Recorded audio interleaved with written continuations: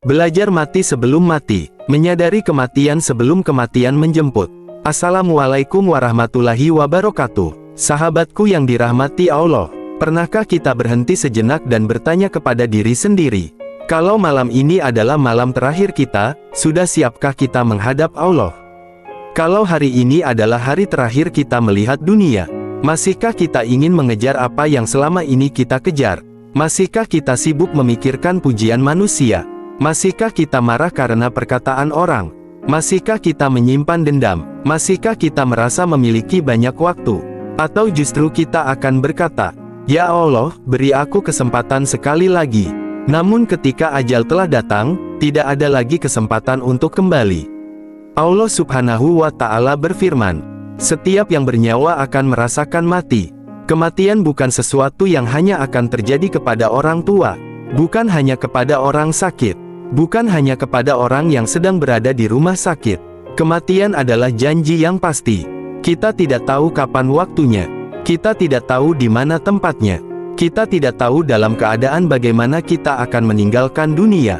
Karena itu, ada satu pelajaran yang sangat penting dalam kehidupan. Belajarlah mati sebelum engkau benar-benar mati. Apa maksudnya? Apakah kita harus menginginkan kematian? Bukan berarti kita berhenti bekerja. Bukan berarti kita meninggalkan dunia. Bukan berarti kita tidak boleh mencari rezeki.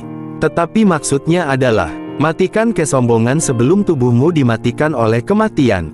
Matikan keserakahan sebelum tanganmu tidak lagi bisa menggenggam dunia. Matikan kebencian sebelum hatimu berhenti berdetak. Matikan rasa memiliki terhadap dunia sebelum dunia benar-benar meninggalkanmu. Inilah makna belajar mati sebelum mati. Tanda hubung, tanda hubung, tanda hubung. Bagian pertama, kita semua sedang berjalan menuju kematian.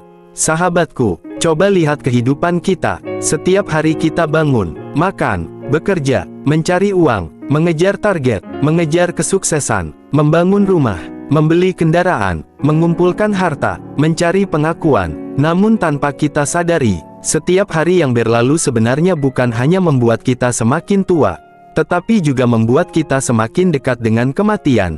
Hari ini berkurang, besok berkurang, bulan ini berkurang, tahun ini berkurang, umur kita tidak pernah bertambah. Yang bertambah hanyalah angka usia. Sedangkan jatah kehidupan kita terus berkurang. Kita sering berkata, "Nanti kalau sudah kaya saya akan ibadah. Nanti kalau sudah tua saya akan bertobat. Nanti kalau sudah punya banyak waktu saya akan membaca Al-Quran. Nanti kalau sudah selesai urusan dunia, saya akan mendekat kepada Allah." Tetapi pertanyaannya, siapa yang menjamin kita akan sampai pada kata nanti? Berapa banyak manusia yang tidur malam, tetapi tidak pernah bangun lagi? Berapa banyak manusia yang pagi masih tersenyum, tetapi sore sudah dipanggil oleh Allah? Berapa banyak manusia yang kemarin masih berbicara dengan kita, hari ini hanya tinggal nama? Kematian tidak pernah menunggu kita siap. Kematian tidak menunggu kita kaya. Kematian tidak menunggu kita menikah. Kematian tidak menunggu anak kita dewasa. Kematian tidak menunggu rumah selesai dibangun. Kematian tidak menunggu semua impian kita selesai. Karena itu, jangan menunda kembali kepada Allah. Tanda hubung, tanda hubung, tanda hubung. Bagian kedua, belajar mati berarti belajar melepaskan. Sahabatku, salah satu pelajaran terbesar dari kematian adalah, kita harus belajar melepaskan. Karena pada akhirnya, apapun yang kita miliki akan kita tinggalkan.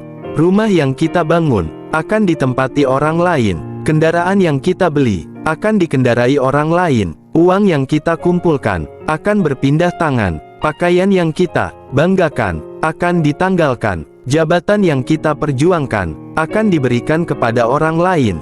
Nama kita yang dulu sering disebut, lama-lama akan dilupakan. Tetapi ada satu hal yang tidak akan pernah meninggalkan kita.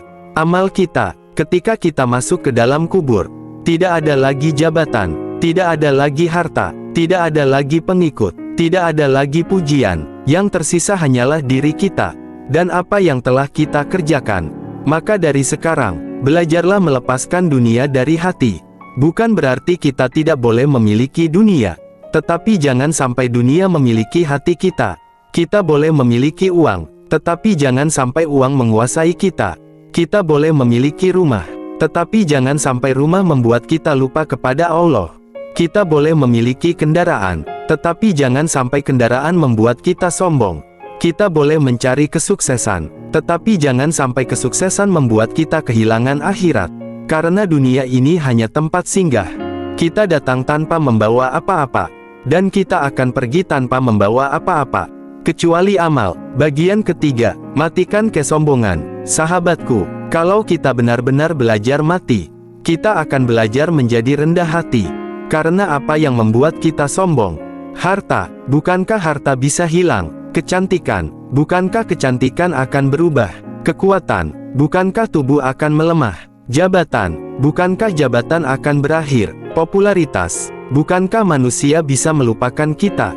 Lalu, apa yang pantas kita sombongkan? Kita bahkan tidak mampu menjamin satu tarikan napas berikutnya. Hari ini kita masih bisa berjalan.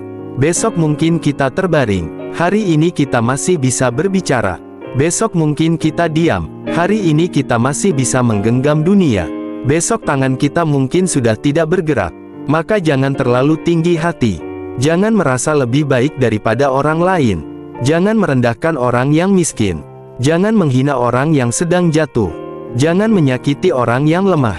Karena kita tidak pernah tahu, bisa jadi orang yang kita remehkan hari ini justru lebih mulia di sisi Allah daripada diri kita. Belajarlah mati, agar kita belajar rendah hati.